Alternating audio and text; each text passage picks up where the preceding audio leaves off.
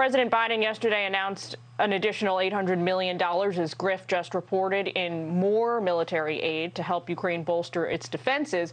But a lot of critics are skeptical. They say the Biden administration is not actually helping Ukraine to bring about a definitive or quick end to the war. Take a listen.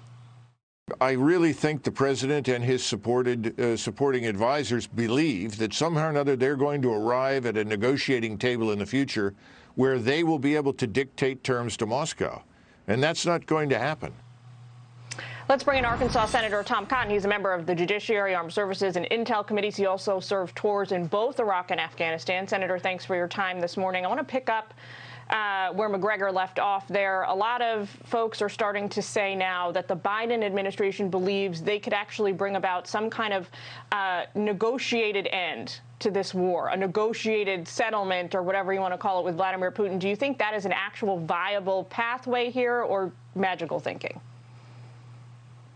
Well, Jillian, the only way Ukraine can have a favorable outcome to this war is if it puts enough battlefield pressure on Russia that has the upper hand in such negotiations.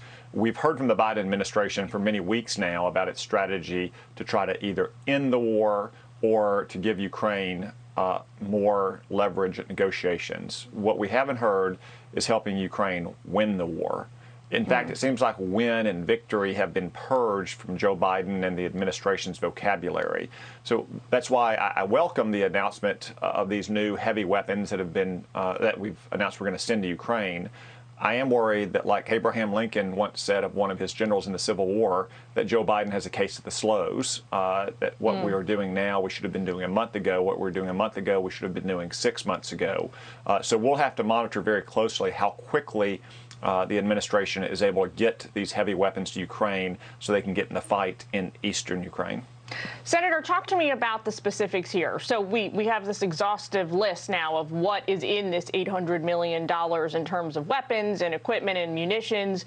There's the issue of timing. You say they've been too slow. There's the issue of quantity. Have they sent enough? But if you put that aside and just look at the items on this list, is the administration finally sending Ukraine the right stuff? Is this what they need to win this war? Jillian, this is mostly what Ukraine needs for the fight in the east. I'll put it in American terms for our viewers. The fight in and around Kiev would be like fighting in and around Chicago and its suburbs. It's extremely dense. There's a lot of very tall buildings. It gives the advantage to the defender. That's why things like anti-tank and anti-aircraft missiles were so effective there. The fight in eastern Donbass would be more like a fight in Iowa or Nebraska. Large, flat fields, long fields of fire. Therefore, you need tanks and armored personnel carriers and artillery. A very different kind of fight than what Ukraine was able to win in Kyiv. I think they can win in eastern Donbass as well, and that includes reclaiming the territory that Russia and its proxies has occupied for 8 years. But it's vital that we get them that new and different kind of equipment very promptly. We should have done it a month ago when it was clear that Russia was going to try to consolidate its forces in the east. Interesting. So it sounds like you're saying Ukrainians are going to need to achieve quite a few tactical victories in different parts of the country in order to strategically clinch this war. Senator, I want to have you take a look at something from the Wall Street Journal. They say Ukraine's defense minister in a new op-ed says the UN is an enabler of Russian war crimes. Here's a quote: Russia's done everything the international security institutions were created to prevent. The Western response to the invasion has been too slow. If you consider yourself a friend of Ukraine, please realize that time is running out. We need your help, and we need it now. What's your take on this sort of big picture foreign policy argument that's going on right now? Biden and his supporters say this war has proved that all these international organizations, the UN, NATO, the EU, are alive and well. They're more necessary than ever. Critics say, look, they all failed to deter Putin from launching a ground war in the heart of Europe. So they have been proven definitively now obsolete. Jillian, the United Nations is largely hapless. NATO and President Biden, unfortunately, failed to deter this invasion from the beginning.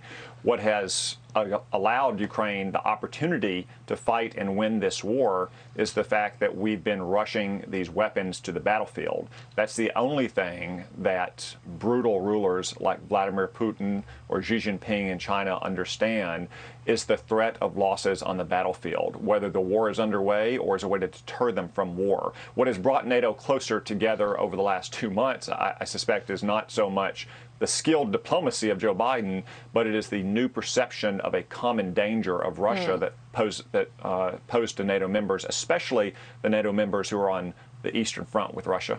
So it sounds like these countries are rather, they may be rallying around the Biden administration, but they're doing so based on their own self-interest embedded inside this conflict. Senator, while I have you here, I want to make sure I ask you about the latest COVID developments. There's mass confusion now when it comes to mask guidance around the country. Philly officials are dropping the city's indoor mask mandate. This just a couple days after they reinstated it. It's really been all over the place this week. And also comes after a Florida judge ruled against the CDC's guidelines and lifted mandates for airlines and all travel hubs. The president is saying that it's really up to Americans whether they want to wear one. Look, straight up, we've got conflicting guidance now from the CDC, from TSA, and from the White House, from the president's mouth himself.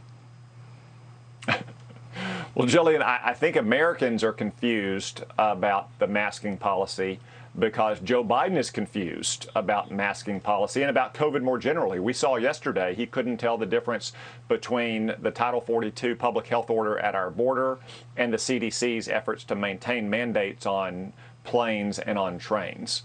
The CDC is going to appeal this ruling, though. So the Biden administration's official policy, whatever President Biden says, is that we should force toddlers to wear masks on airplanes, but we should throw open our southern border to 250,000 illegal aliens every single month. I suspect what they want to do is simply preserve the CDC's legal power, so they have that power ready later this year should they win the election and they no longer face a rebuke by the American people. I mean, that's what Tony Fauci has said this week, is that he does not think courts, for that matter, he doesn't think Congress or governors should be making this policy. He thinks he and other unelected bureaucrats should be making it. They don't want to hand over that power. Yeah, that's really the crux of the argument there. Who has the power and who has the actual authority to make some of these decisions? All right, Senator, we got to leave it there, but as always, could talk to you all day. Thanks for joining us on this Friday. Thank you, Jillian.